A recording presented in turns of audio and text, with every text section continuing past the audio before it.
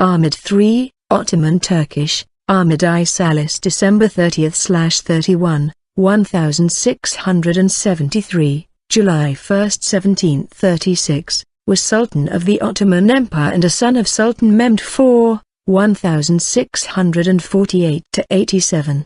His mother was Mâh-Pâre Ummatullah, Emetullah, Râbi'a Gül-Nûş Valide Sultan, originally named Evmania Voria, who was an ethnic Bulgarian. He was born at Hajioglupazari, in Dobruja. He succeeded to the throne in 1703 on the abdication of his brother Mustafa II, 1695–1703. Nevşehirli Damat İbrahim Pasha and his daughter, Princess Hatice, wife of the former, directed the government from 1718 to 1730, a period referred to as the Tulip Era. Ahmed III cultivated good relations with France, doubtless in view of Russia's menacing attitude. In fact, both his wives were Frenchwomen.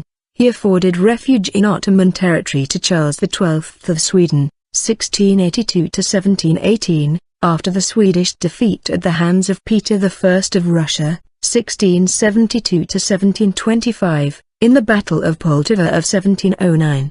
In 1710 Charles XII convinced Sultan Ahmed III to declare war against Russia, and the Ottoman forces under Baltacı Mehmet Pasha won a major victory at the Battle of Prut. In the aftermath, Russia returned Azov back to the Ottomans, agreed to demolish the fortress of Taganrog and others in the area, and to stop interfering in the affairs of the Polish-Lithuanian Commonwealth. Forced against his will into war with Russia, Ahmed III came nearer than any Ottoman sovereign before or since to breaking the power of his northern rival, whose armies his Grand Vizier Nevşehirli Damat İbrahim Pasha succeeded in completely surrounding at the Prut River campaign in 1711. The subsequent Ottoman victories against Russia enabled the Ottoman Empire to advance to Moscow, had the Sultan wished. However, this was halted as a report reached Constantinople that the Safavids were invading the Ottoman Empire, causing a period of panic, turning the Sultan's attention away from Russia. Sultan Ahmed III had become unpopular by reason of the excessive pomp and costly luxury in which he and his principal officers indulged.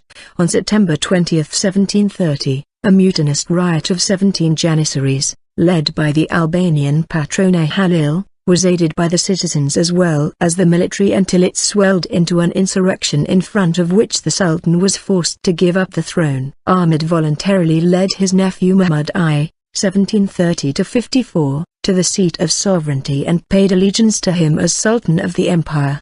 He then retired to the caliphs previously occupied by Mehmed and died at Topkapı Palace after 6 years of confinement. Character of Ahmed III's rule. The reign of Ahmed III, which had lasted for 27 years, although marked by the disasters of the Great Turkish War, was not unsuccessful. The recovery of Azov and the Mora, and the conquest of part of Persia, managed to counterbalance the Balkan territory ceded to the Habsburg monarchy through the Treaty of Passarowitz, after the Ottoman Empire was defeated in Austro-Turkish War of 1716–18.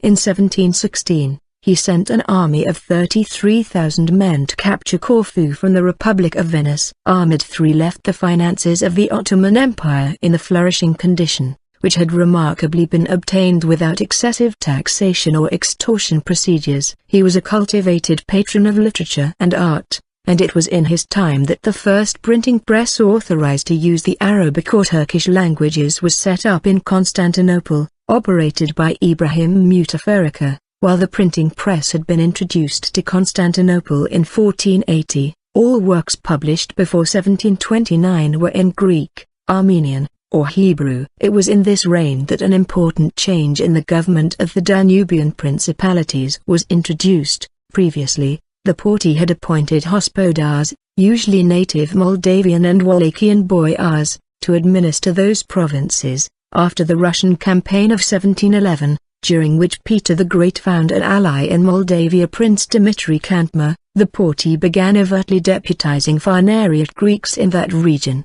and extended the system to Wallachia after Prince Stefan Cantacuzino established links with Eugene of Savoy. The Phanariots constituted a kind of demi-nobility, which supplied the party with functionaries in many important departments of the state. Relations with the Mughal Empire. Jahandar Shah. In the year 1712, the Mughal Emperor Jahandar Shah, a grandson of Aurangzeb, sent gifts to the Ottoman Sultan Ahmed III and referred to himself as the Ottoman Sultan's devoted admirer. Farrukhsiyar. The Mughal Emperor Farrukhsiyar, a grandson of Aurangzeb, is also known to have sent a letter to the Ottomans, but this time it was received by the Grand Vizier Nevşehirli Damat İbrahim Pasha, providing a graphic description of the efforts of the Mughal commander Said Husain Ali Khan Bahu against the Rajput and the Maratha rebellion. Marriages and issue. He married Amina, Amin, Mâh Sultan and Râbi'a Sultan. By the first wife he had Mustafa III, and by the second wife he had Aḥmed-i. A passage in Voltaire's Candide has the book's eponymous main character meet the deposed Ahmed III while on a ship from Venice to Constantinople. The Sultan is in the company of 5 other deposed European monarchs,